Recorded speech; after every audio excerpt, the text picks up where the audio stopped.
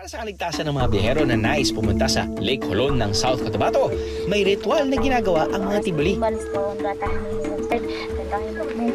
Papuntang Lake Holon, may isang espesyal na bato raw ang sinasadya ng mga biyahero sa South Cotabato. Ang sino man daw kasi humalik dito, magkaka-love life. Ahem, sa mga single dyan, baka ito na ang pag-asa nyo.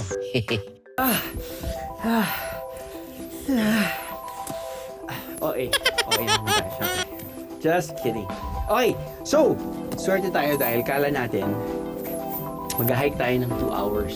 Pero apparently, nalaman namin na mula sa parking area, it took us probably a 20-30 minute trek paakyat. That's about 1 kilometer. At ito yung pinuntahan natin dito. Ito yung tinatawag nilang Kissing Stone. Now, isa sa mga major tourist attractions dito sa area dahil sa mga naghahanap ng naghahanap ng kapuso. Hahalikan daw nila yung bato at magiging bato sila. Darating ang kanilang hinahanap.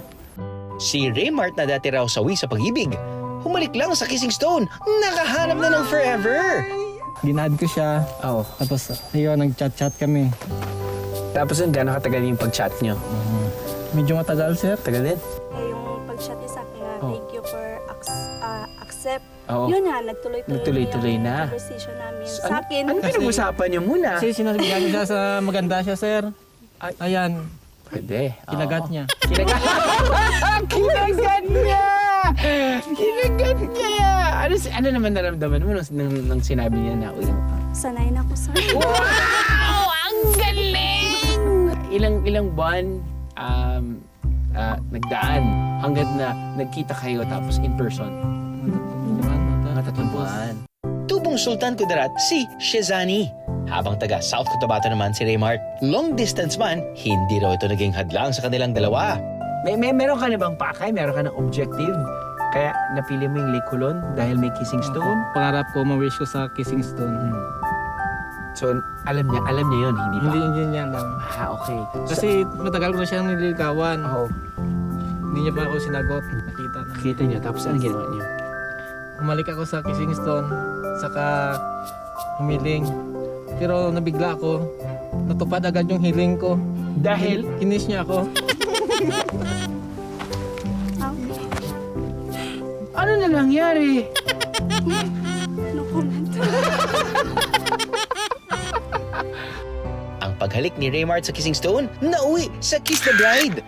Ngayon, mahigit 1 taon na silang kasal at meron na rin silang anak. Malaki. So, sa tingin niyo po ba'y kahit pa paano malaking parte yung Kissing Stone dun sa love story niyo? Yes po. Malaking impact. Malaki. Pero hindi lang daw ang mga gustong magka-love life ang humalik dito. Matutupad din daw nito ang ibang kahilingan. Balitaan ko kayo kapag wish granted na biyeros. Ano, nabiting kayo sa biyahe? God! All you gotta do is just subscribe to the YouTube channel of GMA Public Affairs and you can just watch all the Behind the Drew episodes all day, forever in your life. Let's go! Yeehaw!